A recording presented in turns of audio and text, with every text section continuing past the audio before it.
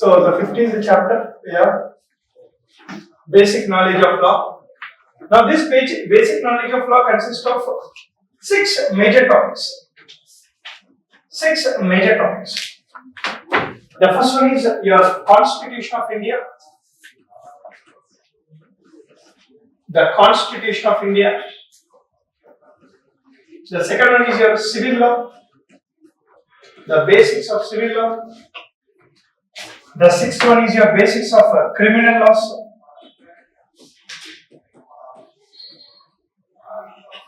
The 4th one is your labor laws. And the 5th one is your tax laws. Tax related tax laws in India. And the last one is your labor, tax, criminal, civil, constitution, and cyber laws. Cyber laws. So the basics of all these 6 types of laws you need to understand. Basics. Now, what are these basics you need to understand? What is the meaning of basics? The first one we should focus on is the features. The features of this law. The purpose of this law. The purpose, the objective, that is your objective of the law. The purpose of the law, the objective of the law. And the third one is your specific things, specific aspects of the law.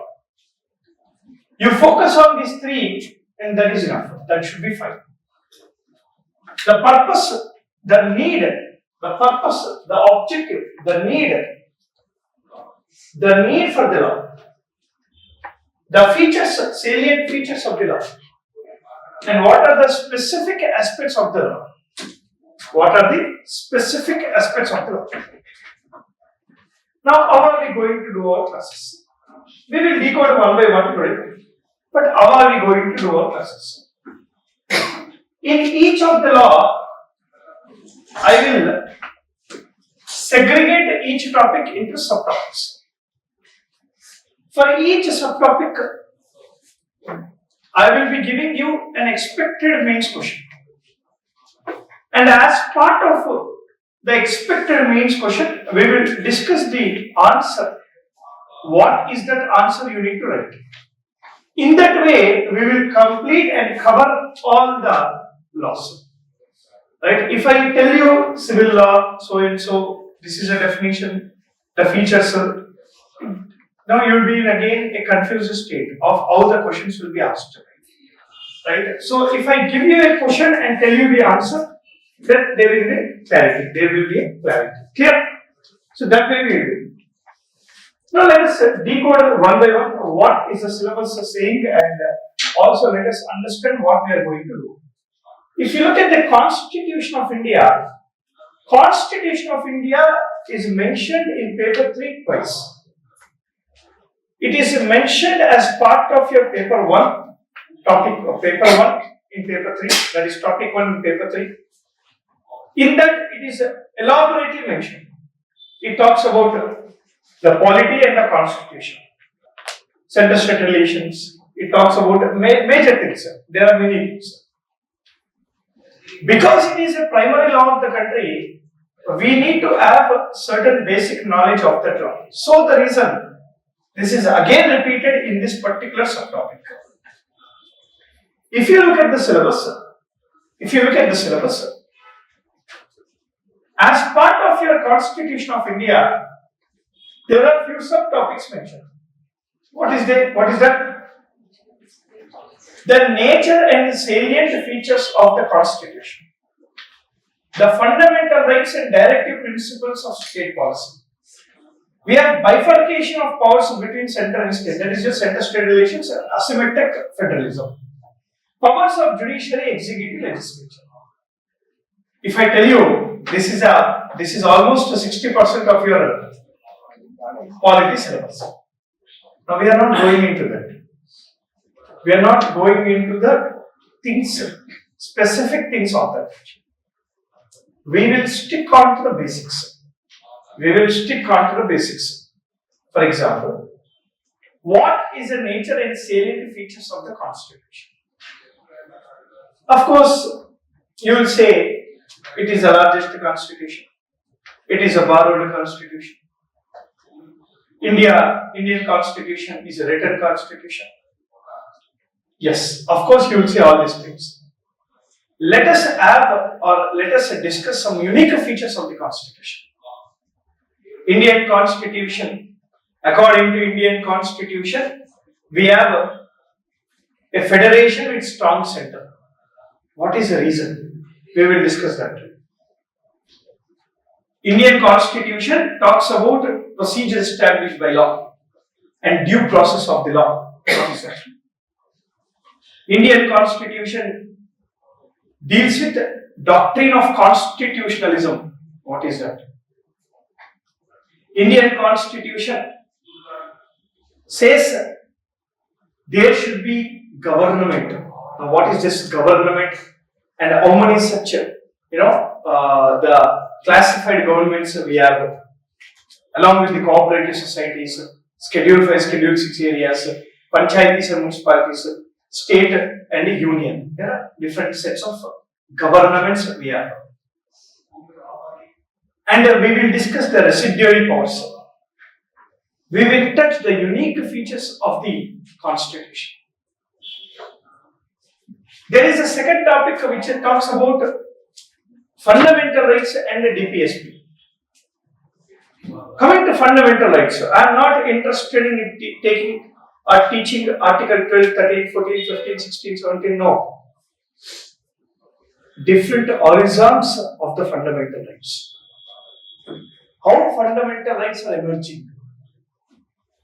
What are different horizons? What are the recent Supreme Court judgments? Just a few weeks back, we have seen a right to vote, which was a legal right before.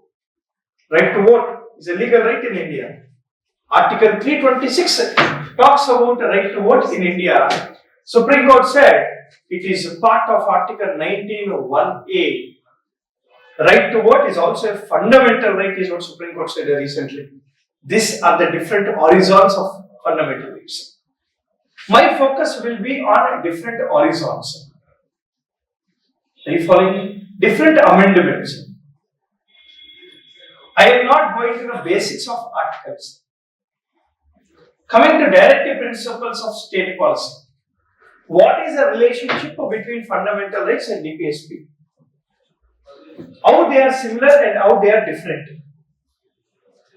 How they contribute to welfare state? These topics I will focus on in that area. The next topic we have is center-state relations. Now, as part of the center-state relations, let us discuss the important provisions related to center-state relations. But that will be a very minor discussion, because our major discussion should be on the challenges of center-state relations.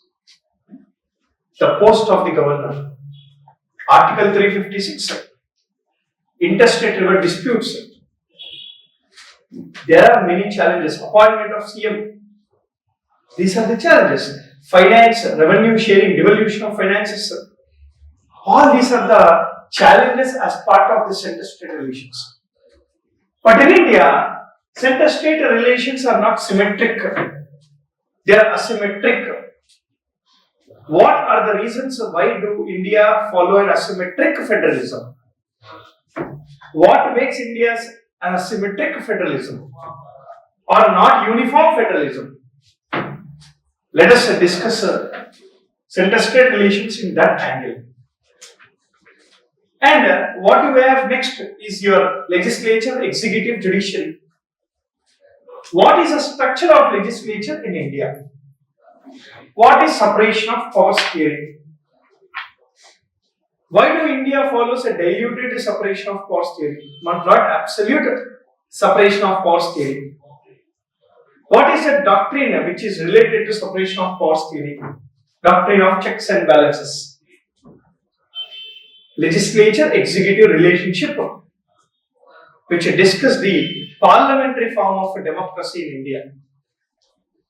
Judiciary. I am not concerned with appointment of judges. I am not at all concerned with NJAC colludium.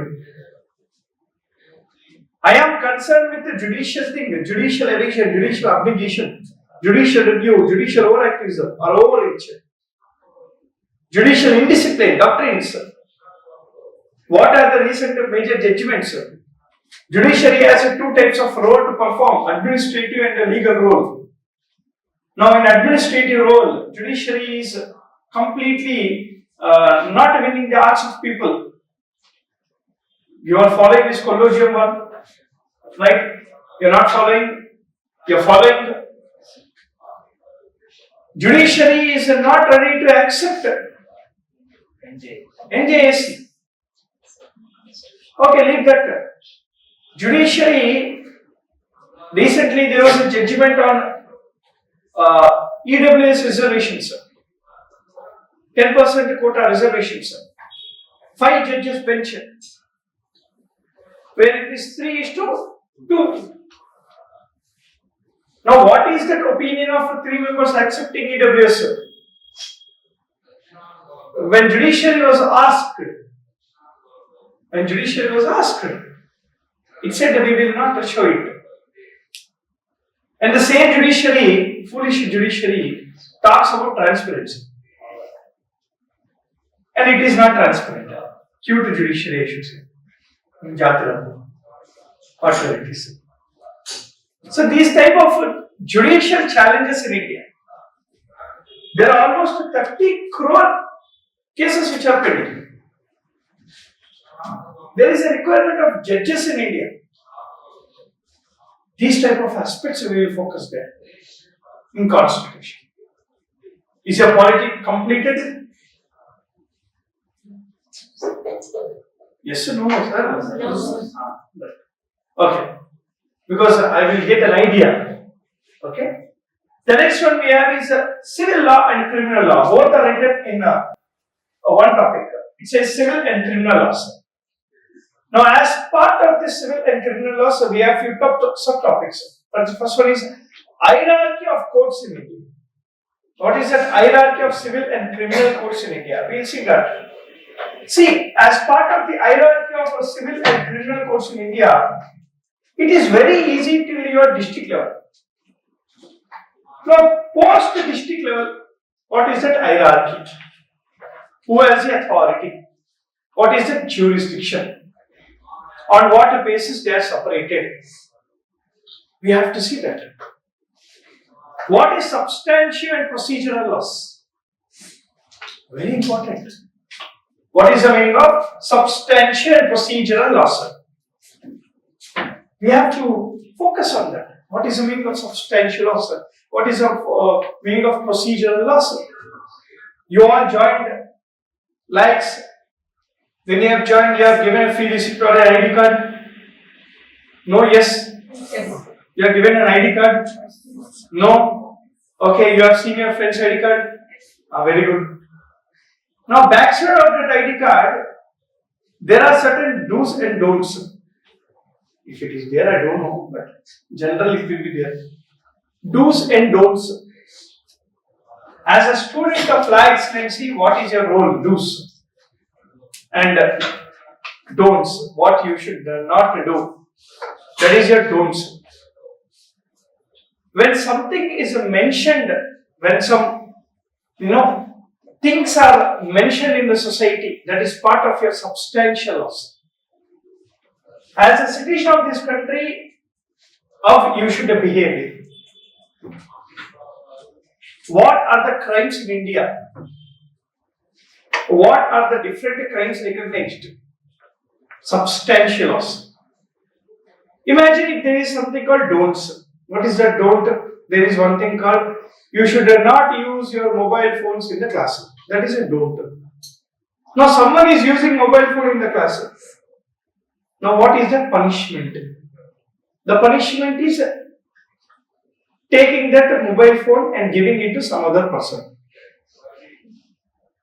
That is a punishment. Procedural laws. The procedural laws discuss about the procedure to punish a person when there is any crime performed by any person. What is the procedure we follow? You are not obeying law, right? Directly going on the road and say that God is great and you kill any person will come. Right? 100 minus 1. You can't do that. Right? So there is a procedure to be followed. Even for death punishment, there is a procedure. Kasab was not killed the next day. It took time, 4 years almost. So there is a procedure to be followed. So what are different crimes recognized by the state substantive laws? Now, what are different procedures to be followed and the punishment for that is your procedural laws. What is an order and decree is one more topic we have in that civil and criminal law topic of second law. What is your order and decree? And the last, the expected topic is a new developments in civil laws. So whenever we listen new development in civil laws, that means new crimes. And recognizing new crimes. So what are these new crimes which are emerging in India? Movies were the main reason why different crimes emerge in this country. Inspiration is from movies only, except Rajamouli movies. Why? Because Rajamouli movies are never near to reality. So the reason. So all are not real. All are fiction only. No physics involved, no science involved, no chemistry also involved. All fictions only. What is that? He will pull the tree and they will go up to pulling a tree. And he is pulling a tree. What physics is that? When a tree is pulled, what about the roots? It will not come out. Cute people. Whatever it is. So I'm not a hater of Rajamouli. I like him or whatever. I love him also. That is a different story. But his movies are not real. They are not real. They are just a fiction. He imaginations. He better suits as a E-Man, Superman, Doraemon fellow. That is what I mean. Now there is a movie coming up, right? Hanuman or Hanuman. Whatever it is. So let us say not Rajamouli's. That's a different story. Now see why Rajamouli will take more time to take Mahabharata is because Mahabharata really happened. But this fellow makes movies on fiction. That is the problem. Right? Whatever it is. Let's compare. So this is your civil and criminal law. As part of your civil and criminal law, one incident which took place in Delhi, 2012, that incident took place. Then your Justice Verma committee was appointed. Then after Justice Verma committee recommendations, in April 2013, the criminal procedure law was amended and criminal procedure law came into force. And that law is called Nirbhaya Act, as we all know. Now, what is this Nirbhaya Act? What are the changes made by Nirbhaya Act? What are the different new crimes recognized by Nirbhaya Act? What are the sections involved in Nirbhaya Act? Nirbhaya Act increased the punishment for rape, gang rape, and also included some other new crimes, right, as part of this amendment. So we have to focus on that. Why, sir? This question is very expected because it's a decade of Nirbhaya Act.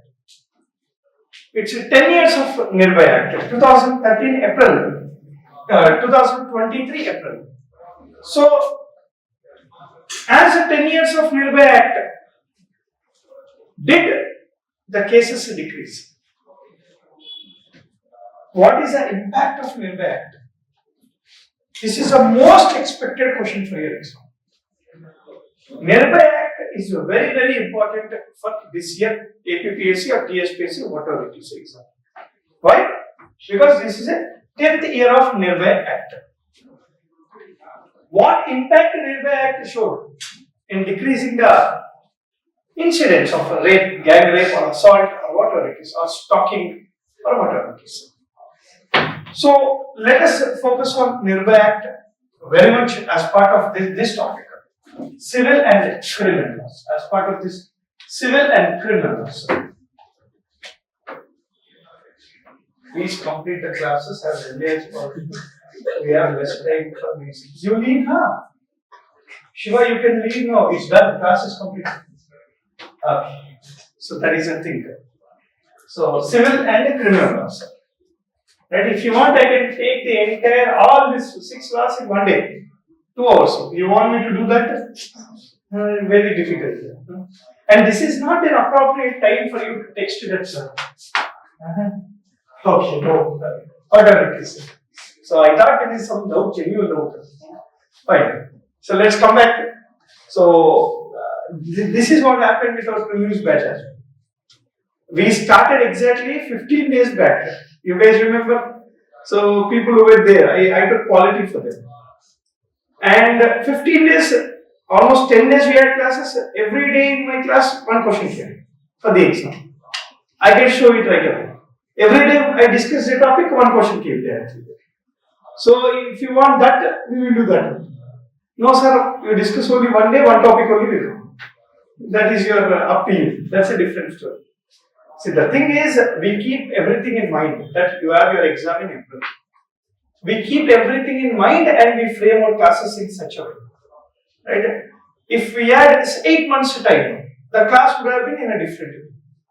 So don't worry. Sure, let's come back. Yes. Okay. So the next one we have is the labor laws or labor laws. Now, as part of this labor law, there are few things we have to mention, we have to discuss, and this is also important. It is expected. One, what are these 4 labor codes we have recently given by government in 2019 and 20? Wage code is there, social security code is there, right? We have occupational safety code is there, and we have your industrial relations code. There are 4 major labor laws. There were 29 labor laws before. All 29 labor laws were amalgamated, and there are only 4 labor codes now in India. There are wage code that deals with wages. We have occupational safety, which deals with the employees' safety measures. We have social security code, which deals with the DA, PF, pensions. We have industrial relations code, which talks about trade unions and their part in decision making of the management. What is that industrial relations a worker and an employee should maintain? Now, all these things are discussed in this labor code. Every labor code, a minimum of 8 to maximum of 15 points will be there. You need to remember those points. That is more than enough. But we have to also focus on one more thing with respect to labor laws. That is, it took almost 70 years to have 4 labor codes. Now, what are different legal protections given to labor since independence? So, all these 29 laws emerged and came down to 4. What is its impact? What is the reason they are amalgamated? What are different aspects which are taken by the government of India since 1947 for the empowerment of laborers? In 2017, Maternity Benefit Act was amended and increased the maternity leave for women to 26 weeks. 26 weeks it increased. Recent amendments in labor laws, we have to see that also. Recent amendments as part of the labor laws. We need to focus on that. We have to focus on that. Now, what are the constitutional provisions linked to labor in India? What are the constitutional provisions which are directly linked to labor? Protection gives to the labor. Bonded labor is there. Article 23 is there. We have Article 24 which prohibits child labor. Right? We also have Article 43 43 capital A, living wage for the worker is there, right? And also participation of the workers in the management is there. All this is directly linked to your labor. Constitutional provisions to labor. You need to mention these articles by writing an answer. Now again I am repeating this. All these things we will do as part of question and answer only. We will take the expected questions and we will start doing a discussion on that. So this is a labor law, sir. Now the next one we have after labor law is cyber law. Cyber law. Cyber law is an emerging thing. Cyber law is one of that emerging thing. Before cyber law, one more point I forgot to mention. Government started recognizing a new segment of labor studies since last few years. Gig workers they are called. So gig workers might be a question for you this time.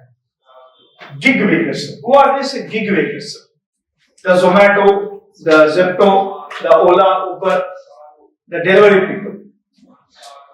There are some secret stores. They are called dark stores. The people who work in dark stores are also gig workers. What is a dark store, sir? Which is in dark?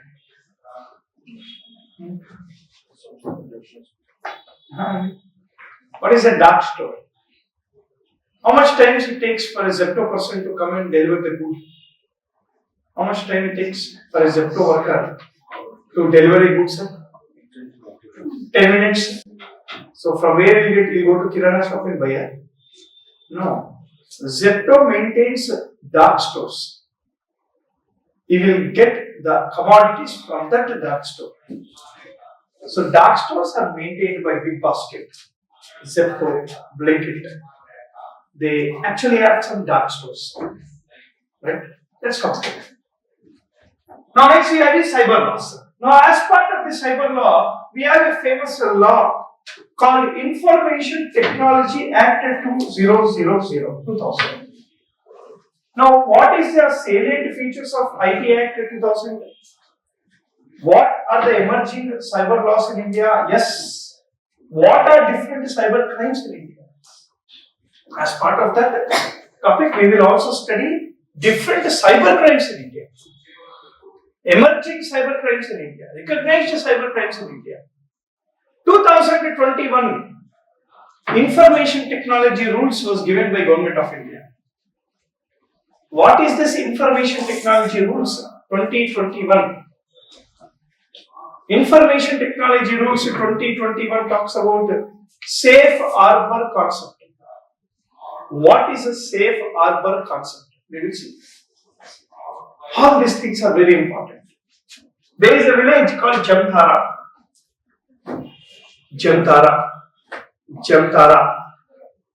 in Jharkhand. 80% of the bank frauds happens from that Jamtara village only. People in Jamtara village are well versed, are qualified, skilled in doing this bank frauds. A bride marry a groom only if the groom knows how to do cybercrime in Jamtara. And this is a fact. This is a fact. There is a Netflix web series on Jamtara on how they do banking frauds. Netflix is watching it. This Netflix people don't have any. Of course, they don't expose direct all secrets. Why you want to do? So, see, they expose the secrets, they will get. The thing is, they are very courageous people. If they expose one secret, they will find the second secret. So they know it well. So only this is also like a diverting the police people, right? Whatever it is. Recently, Netflix has also come up with a new web series called Tamil Ruckers. Don't tell me that you don't know what is Tamil Ruckers. You are seeing it seriously.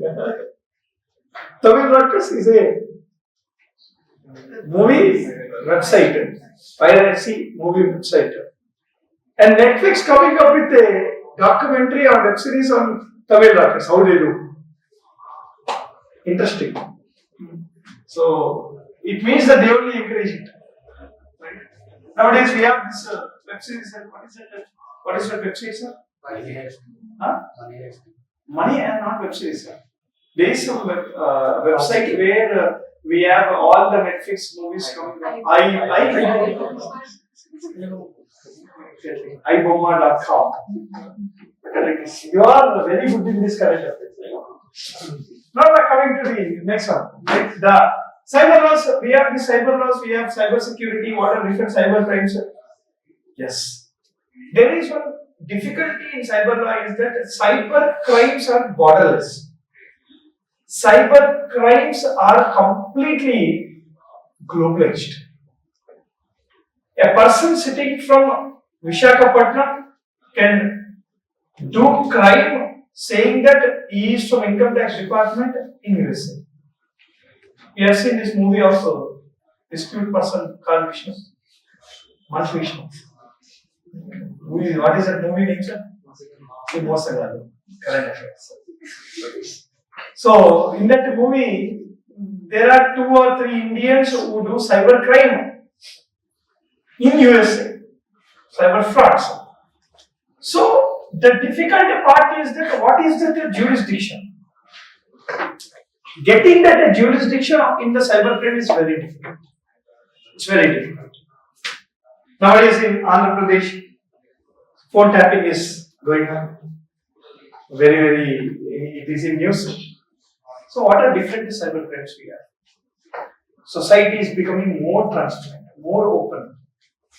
If you have a transparent society, crime rate increases more because crimes are accepted as part of the society and do. That is a problem. But society is moving towards transparency. Let us hope for the best that crime rates decreases. But cyber crimes is one emerging topic. What is that? National Cyber Crime Policy we have. Information Technology Act, IT Rules 2021. What is the Safe Harbor Theory? All these things we will see as part of this cyber crimes. What are different cyber crimes? So, cyber crimes is it clear, sir? Everyone? The last one we have is tax laws. Now, tax laws, as part of the tax laws, we have 2 major tax. Your direct tax and indirect tax. One major question I will ask you is, what is the difference between the direct tax and indirect tax? When he is asking what is the difference between direct and indirect tax, you should not say that when I pay directly to government, it is called direct tax. When I pay indirectly to the government, it is called indirect tax. He will give half mark for you, out of 10. But if you mark 5 marks out of 10, you should know the difference between direct tax and indirect tax. Minimum 6 to 8 points. Right? If you know it, then it will be good. We will see the difference between the direct tax and indirect tax. Now, direct tax is regulated by Central Board of Direct Taxes. Indirect tax in India is regulated by GST Council. So, what are these provisions? Recently, Insolvency and Bankruptcy Code 2016. Government of India has come up. But what is Insolvency and Bankruptcy Code? And government also gave Binami Binami Transactions Act is also there. Government also gave one chance to all these people who maintain binamis. What is that chance? That if you show your assets, then I will take 60% and I will give you 40%. If you don't show me your illegal assets, if I catch you, then you will be in bars and also 100% I will only take. I will not give you even 1 rupee also. That is what the government says. So, Binami Transactions Act is there. Insolvency Bankruptcy Act is there. We have what is this? Income Tax Act 1961. Right? Income Tax Act 1961. Every budget it amends. So, what are the latest budget amendments as part of Income Tax Act 1961? So, all these things we have to focus on as part of this tax laws. So, these are the 6 major laws we are going to see.